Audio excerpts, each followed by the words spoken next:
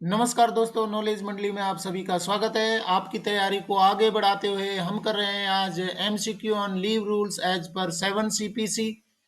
These questions are very much important for the post of principal, vice principal in EMRS, NCT conducted by UPSC, KVS, NVS and other examinations।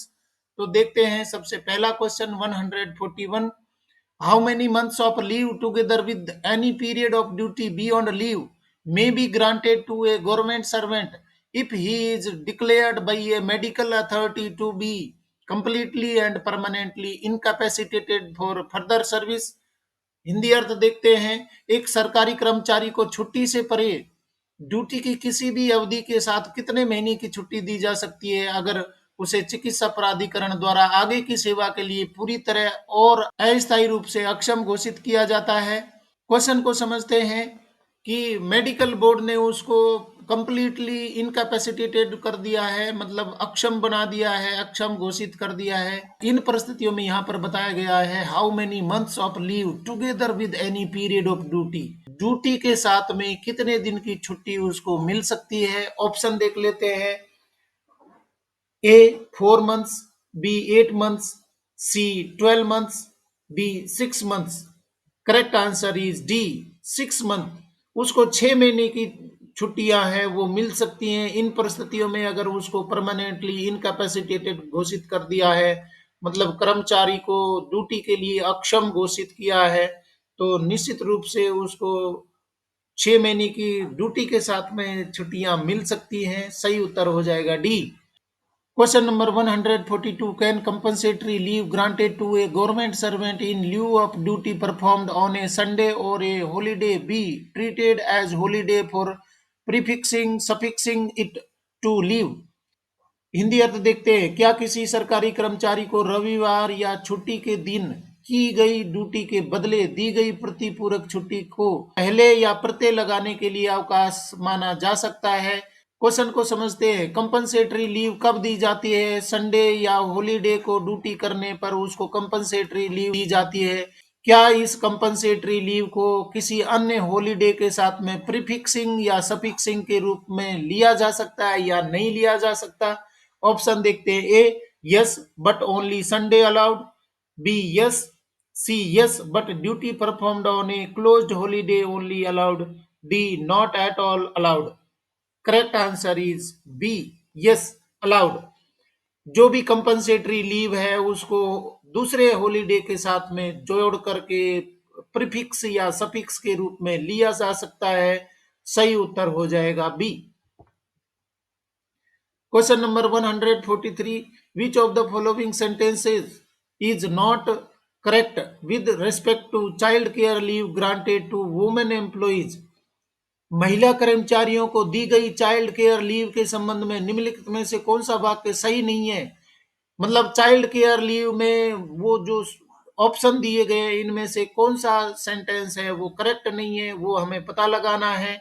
Option A an employee on CCL में be permitted to leave headquarters, B LTC में be availed while on CCL, C an employee on CCL may be permitted to proceed on foreign travel, D an employee has to avail a minimum of 15 days CCL। Correct answer is D. ये sentence गलत है। यहाँ पर option देख लेते हैं। An employee on CCL में be permitted to leave headquarters, मतलब सीसीएल पर कोई महिला है तो निश्चित रूप से वो हेडक्वार्टर छोड़ सकती है, ये सही है बिल्कुल। उसके बाद में बी है एलटीसी में be availed while on CCL, ये भी करेक्ट है। एलटीसी लिया जा सकता है सीसीएल में।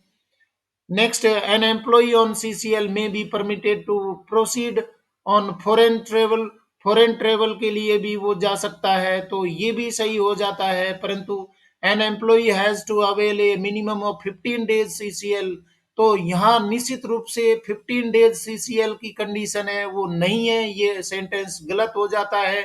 और कमेंट बॉक्स में जल्दी से बता दीजिए कि 15 डेज की जगह पर यहाँ पर कितने दिन आएंगे, आप जरूर कमेंट में बताइए। एक स्पेल में सीसीएल है वो कितने दिन की ली जा सकती है, क्योंकि ये सेंटेंस गलत हो रहा है इस क्वेश्चन में, तो सही क्या होगा यहाँ पर? 15 डेज की जगह पर मिनिमम कितने दिन की सीसीए ली जा सकती है, जरूर बताइए कमेंट बॉक्स में। नेक्स्ट क्वेश्चन देखते हैं। Question number 44, indicate the rule for recall to duty before expiry of leave. बहुत इंपॉर्टेंट क्वेश्चन है। मतलब कि छुट्टियों पर आप गए हुए हैं और छुट्टी खत्म नहीं हुई है, पूरी नहीं हुई है, उससे पहले ही आपको वापस बुला लिया गया है। हिंदी अर्थ देखते हैं। छुट्टी समाप्त होने से पहले ड्यूटी पर वापस बुलाने के नियम को इंगित करे। कौन सा नियम है? Recall to duty before expiry of leave, इससे संबंधित कौन सा रूल है, हमें ऑप्शन में देखना है। Option A rule 22, B rule 24, C rule 23, D rule 25। तो सीसीएस लीव रूल्स 1972 के अनुसार जो रूल 23 है वो किससे संबंधित है? Recall to duty. अगर आपकी छुट्टियां खत्म नहीं हुई है और कोई एक्सीजेंसी आ गई है, अगर डिपार्टमेंट को, विभाग को आपकी आवश्यकता हो गई है, कोई इमरजेंसी आ गई है, तो आपको वापस बुलाया जा सकता है under rule 23। Question number 145.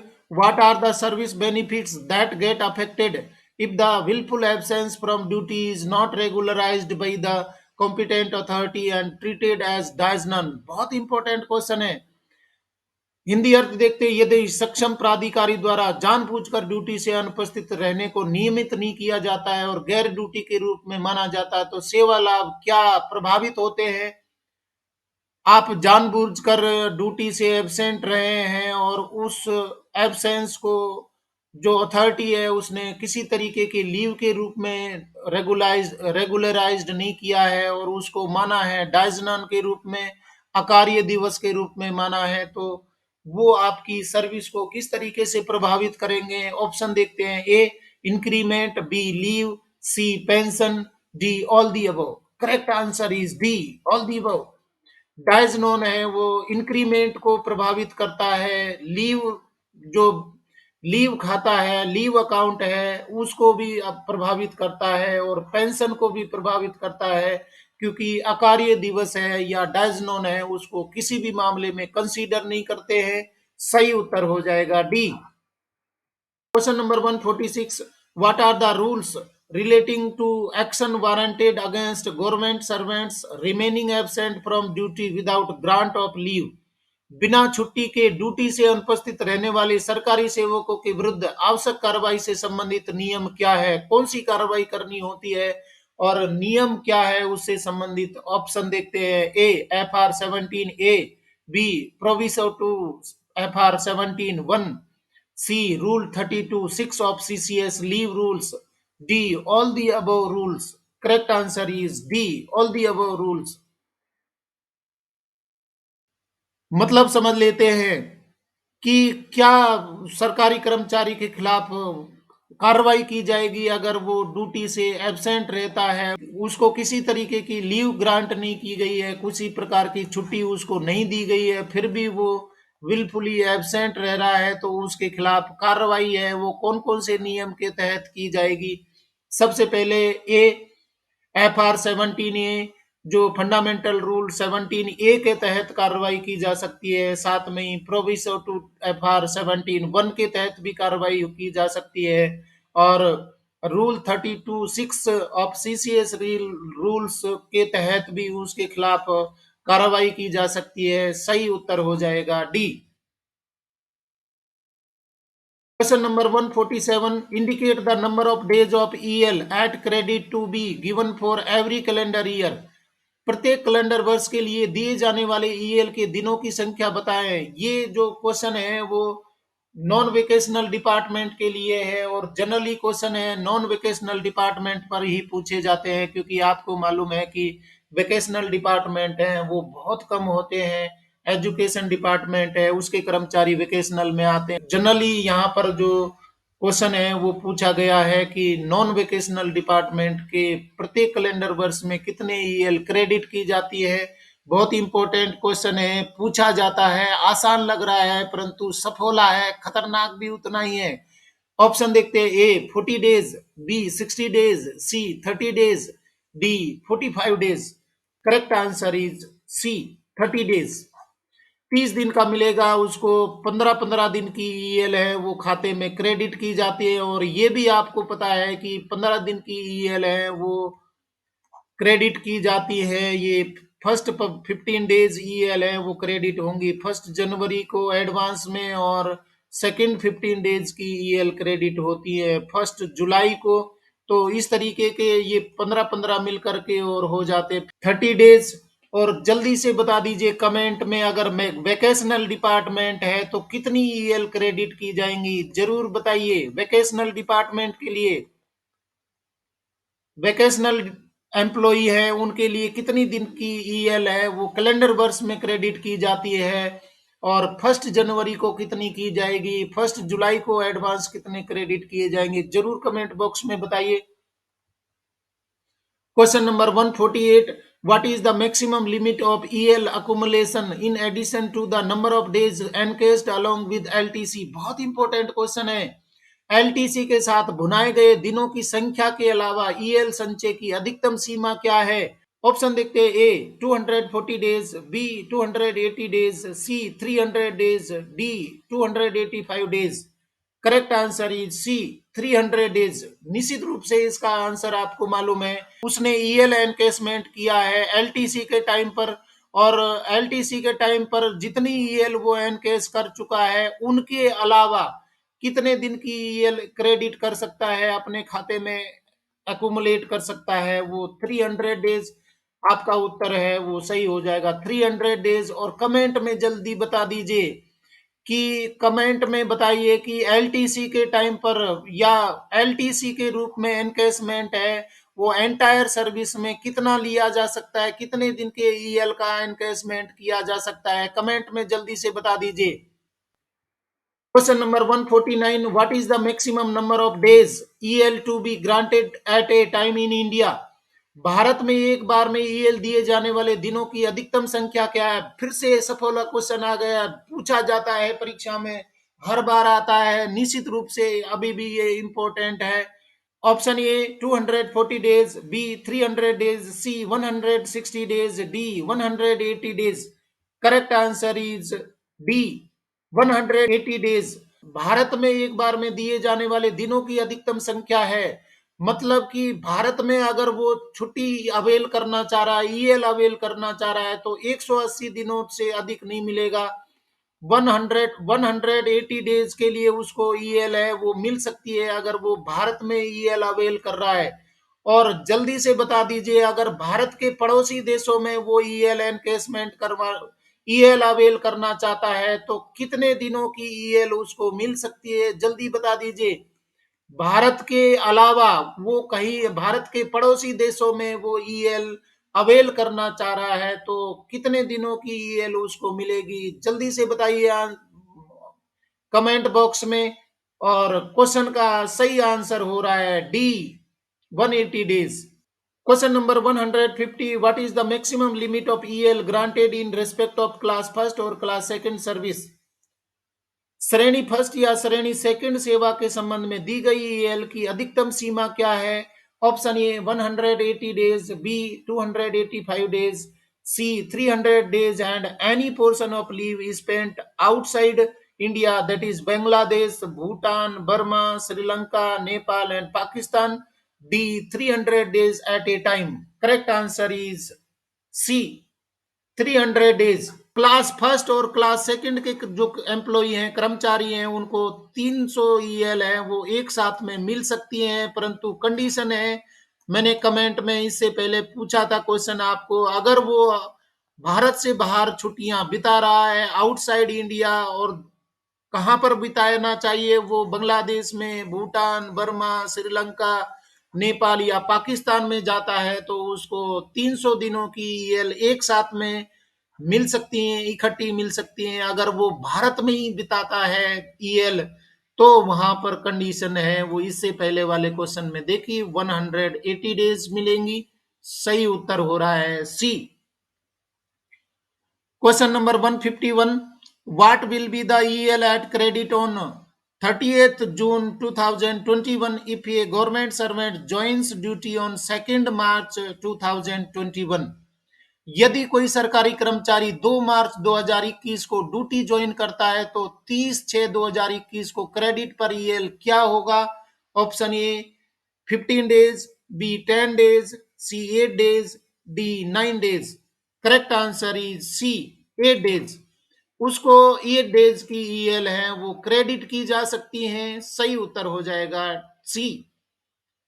Next question 152. A government servant retired on superannuation on 31st August 2021. His leave at credit as on 30th June 2021 was 280 days. What will be total EL at credit for encashment on 31st August 2021? Hindi अर्थ देख लेते हैं, बहुत important question है। एक सरकारी सेवक 31 अगस्त 2021 को सेवानिवृत्ति पर सेवानिवृत्त हुआ।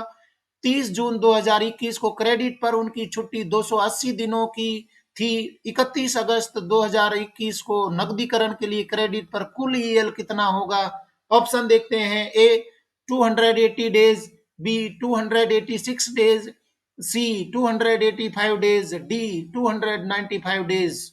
Correct answer is C 285 days. जल्दी से कमेंट में बता दीजिए ये कैसे हुआ, क्यों आया ये इतने जल्दी, कमेंट में बताइए। इसका आंसर हो रहा है 285 डेज। तो 30 जून तक उसके 280 ईएल क्रेडिट में थी और वो 31 अगस्त को रिटायर हो रहा है। तो ये कैसे आया, आप कमेंट बॉक्स में जरूर बताइए। सही उत्तर हो रहा है सी। Question number 153. A central government employee drawing rupees 43,600 in level 6 from 1st July 2021 with EL at credit of 200 days and 100 days of HPL at credit resigned from service on 20th July 2021 forenoon. What will his leave encashment be at the time of his resignation? Hindi अर्थ देख लीजिए। केंद्र सरकार का एक कर्मचारी 1 जुलाई 2021 को level 6 में 43,600 रुपये वेतन ले रहा है। उसके खाते में 200 दिनों का ईएल और 100 दिनों की एचपीएल है। ने 20 जुलाई 2021 फोरनून को सेवा से इस्तीफा दे दिया। उनके त्याग पत्र के समय उनका अवकाश नकदीकरण कितना होगा? ऑप्शन देखते हैं। A ₹1,52,600, B ₹4,57,800, C ₹3,81,500, D ₹2,28,900। Correct answer is A 1,52,600 सही उत्तर हो रहा है यहाँ पर। और कमेंट में जल्दी से कैलकुलेशन करके बता दीजिए क्योंकि ये क्वेश्चंस हैं वो आपके आ सकते हैं। सुपर एनुएशन में नहीं है, वो रिजाइन कर रहा है तो 200 ईएल में उसको कितनी ईएल है वो एनकेस होंगी त्याग पत्र के बाद में, रेजिग्नेशन के बाद में। और साथ में ही क्या एचपीएल भी एनकेसमेंट होगा या नहीं होगा, एचपीएल का क्या बनेगा, उसके खाते में 100 एचपीएल है तो उसका एनकेसमेंट होगा या नहीं होगा, जल्दी से कमेंट बॉक्स में बताइए। Next question 154. A was dismissed from service on 30th September 2021 forenoon. The EL at credit on 30th June 2021 was 250 days. What will be the EL at his credit for encashment on 30th September 2021? Hindi अर्थ देख लीजिए। ए को 30 सितंबर 2021 फोरनून को सेवा से बर्खास्त कर दिया गया था। 30 जून 2021 को क्रेडिट पर ईएल 250 दिन था। 30 सितंबर 2021 को नकदीकरण के लिए उनके क्रेडिट में ईएल क्या होगा? कंडीशंस देख लीजिए। डिसमिस किया गया है, उसको बर्खास्त किया गया है सेवा से। और कब बर्खास्त किया है? 30 सितंबर 2021 को बर्खास्त कर दिया गया है, जबकि 30 जून 2021 तक उसके खाते में 250 ईएल क्रेडिट थी। तो क्या उसको 250 ईएल है वो मिलेंगी या नहीं मिलेंगी? ऑप्शन देख लेते हैं। A 250 days, B 265 days, C 270 days, D 255 days. Correct answer is D 255 days. Conditions हैं कि ईएल एनकेसमेंट उसको दिया जा रहा है तो 30 जून 2021 तक 250 तो उसके खाते में पहले से ही ईएल क्रेडिट थी और वो डिसमिस किया गया है 30 सितंबर 2021 को, तो उसके खाते में और कितनी ऐड हुई है? 5 डेज ईएल है वो ऐड हुई है। सही उत्तर हो रहा है D. Question number 155। X died during on 31st March 2021. He was having 260 days EL at credit on 31st December 2020. What will be the total EL at credit on the date of his death? तीनों conditions पर question आया है। Resignation की condition है, दूसरे में dismissal की condition है, और तीसरी कंडीशन का क्वेश्चन आ गया है वो डेड हो गया, डाई हो गया है, उसकी मृत्यु हो गई है। तो तीनों सिचुएशन में ईएल एनकेसमेंट कौन कौन सी कैसे होगा वो यहाँ पर पूछ लिया गया है क्वेश्चन से। हिंदी अर्थ देख लेते हैं। एक्स की 31 मार्च 2021 को ड्यूटी के दौरान मृत्यु हो गई। 31 दिसंबर 2020 को उनके पास 260 दिनों का ईएल क्रेडिट था। उसकी मृत्यु की तारीख को क्रेडिट पर कुल ईएल कितना होगा? ये कुल ईएल क्रेडिट पर उसके कितना हुआ होगा क्रेडिट यहाँ पर देखा जा रहा है। ऑप्शन देखते हैं। A 275 days, B 268 days, C 266 days, D 260 days. Correct answer is B 268 days. 31 दिसंबर 2020 को उसके खाते में 260 पहले से ही ऑलरेडी 260 ईएल उसके खाते में क्रेडिट में है।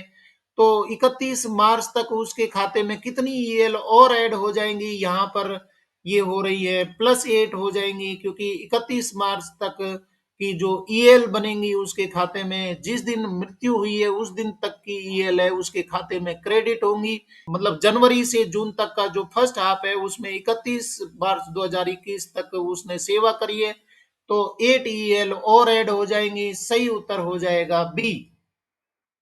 Question number 156. Mr. K availed EOL without MC for 16 days during the month of March 2021 and Diaznon 4 days for the month of May 2021. His leave at credit on 1st January 2021 was 270 days. What will be his leave at credit as on 1 July 2021? बहुत important question है। श्री के ने मार्च 2021 के महीने के दौरान 16 दिनों के लिए बिना एमसी का मतलब विदाउट मेडिकल सर्टिफिकेट के ईओएल का लाभ उठाया है, और मई 2021 के महीने के लिए 4 दिनों की उसकी डाइजन हो गई मई में।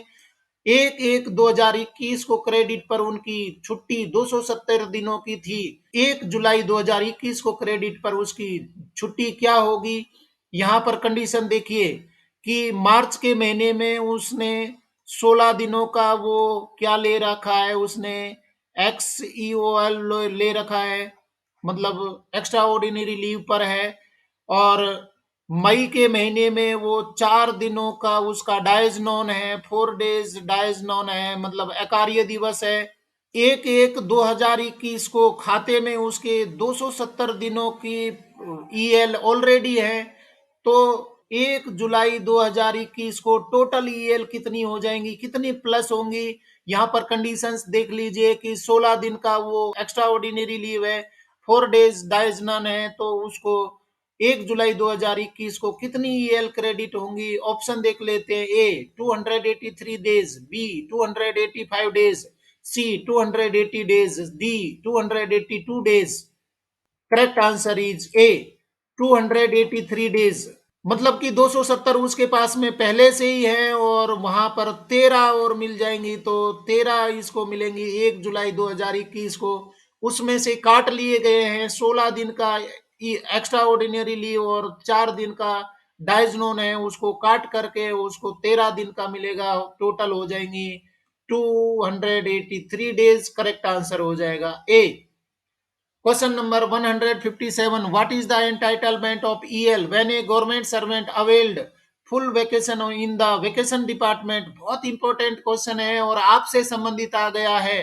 ईएल की पात्रता क्या है जब एक सरकारी कर्मचारी ने अवकाश विभाग में पूर्ण अवकाश का लाभ उठाया है, उसने पूरा जो वेकेशन मिलता है कंप्लीट वेकेशन अवेल किया है, तो क्या उसको ईएल मिलेंगी? और मिलेंगी तो कितने दिन को की मिलेंगी, आपको निश्चित रूप से आंसर पता है। ऑप्शन देख लेते हैं। 30 days, B 20 days, C 10 days, D 15 days. Correct answer is C. 10 दिनों का उसको ईएल मिलेगा अगर उसने कंप्लीट वेकेशन अवेल किया है। और मित्रों, ये कंडीशन है वो 7 CPC ने लागू करी है। इससे पहले 6 CPC में कौन सी कंडीशन थी, कमेंट बॉक्स में बता दीजिए। क्या वेकेशनल डिपार्टमेंट के एम्प्लॉय को ईएल मिलती थी या नहीं मिलती थी, जल्दी से कमेंट बॉक्स में बताइए। और जब ईएल मिलती थी तो कितनी मिलती थी, और ईएल नहीं मिलती थी तो इसकी जगह क्या मिलता था, जरूर कमेंट बॉक्स में बताइए। 7 CPC ने ईएल को रिस्टोर किया है, मतलब 7 CPC ने तो 10 ईएल देने का प्रावधान किया है। इससे पहले 6 CPC में क्या था, जरूर कमेंट बता दीजिए। नेक्स्ट क्वेश्चन देखते हैं। 158, is TA admissible to a government servant if recalled from vacation in public interest. फिर से आपसे संबंधित क्वेश्चन आ गया है। क्या सार्वजनिक हित में छुट्टी से वापस बुलाए जाने पर सरकारी कर्मचारी को टीए स्वीकार्य है? Option A not admissible, B only 50% admissible, C admissible in full under SR 142, D only 25% admissible. Correct answer is C, admissible in full under SR 142। SR का मतलब होता है सप्लीमेंट्री रूल 142 के तहत उसको फुल टीए मिलेगा अगर उसको छुट्टी से रिकॉल किया गया है, उसको वेकेशन से रिकॉल किया है, छुट्टियों में वापस बुला लिया है, तो सही उत्तर हो जाएगा सी। Question number 159, what is the HPL credit on 1st July 2021 if a government servant is appointed on 2nd January 2021? 1 जुलाई 2021 को एचपीएल क्रेडिट क्या है यदि 2 जनवरी 2021 को सरकारी कर्मचारी नियुक्त किया जाता है? कंडीशंस देख लीजिए। उसकी जो नियुक्ति है, अपॉइंटमेंट है, वो 2 जनवरी 2021 को हुआ है, तो उसका 1 जनवरी 2021 को एचपीएल में कितनी एचपीएल है वो क्रेडिट की जाएंगी। ऑप्शन देख लेते हैं। A 10 days, B 6 days, C 8 days, D 15 days. Correct answer is C, 8 days. 8 दिनों की मिलेंगी उसको एचपीएल। सही उत्तर हो जाएगा सी। और T20 क्वेश्चन का लास्ट क्वेश्चन है 160, mister R who was having 250 days of HPL at credit on 1 जुलाई 2021 डाइड ऑन 30 सितंबर 2021, what will be the total HPL at credit on the date of his death? Shri R, जिनके पास में 1 जुलाई 2021 को 250 दिनों का एचपीएल क्रेडिट था, कि 30 सितंबर 2021 को मृत्यु हो गई, उसकी मृत्यु की तिथि पर कुल एचपीएल कितना होगा? यहां पर कंडीशन है कि डेथ हो गई है, तो 1 जुलाई 2021 को तो ऑलरेडी 250 उसके क्रेडिट थी एचपीएल। अब इसकी डेथ हुई है 30/9/2021 को, तो यहां पर कितने एचपीएल क्रेडिट होंगी? ऑप्शन देख लेते हैं। A 258 days, B 255 days, C 259 days, D 260 days. Correct answer is B 255 days. यहां पर 5 दिनों की एचपीएल है उसके खाते में और क्रेडिट हो जाएंगी, क्योंकि उसकी डेथ है वो 30 सितंबर 2021 को हो गई। और ये कंडीशन आपको पता है कि अगर डेथ होती है तो जिस दिन मृत्यु होती है तब तक के समय है वो काउंट किया जाता है एचपीएल ईएल के लिए। सही उत्तर हो रहा है हमारा बी। इस तरीके से फ्रेंड्स हमने T20 क्वेश्चंस के बहुत इंपॉर्टेंट क्वेश्चन किए हैं, और आप कह सकते हैं कि ये क्वेश्चंस हैं वो ईएल स्पेसिफिक थे, ईएल रिलेटेड थे। Dear friends, at my channel so many videos are available related to your syllabus. Please go to channel's playlist and watch all videos and prepare yourself for the post of principal, vice principal in EMRS, NCT conducted by UPSC, KVS, NVS and other examinations. और साथ में ही academic part पर और general part है paper का, उस पर भी कई सारे वेरी वीडियो है वो चैनल पर अवेलेबल हैं। अगर आपने नहीं देखे हैं तो जरूर देखें, और अगर आपको आज के क्वेश्चन पसंद आए हैं तो लाइक शेयर करें और चैनल को सब्सक्राइब तो जरूर करें, क्योंकि नॉलेज मंडली is the right choice. Thank you very much.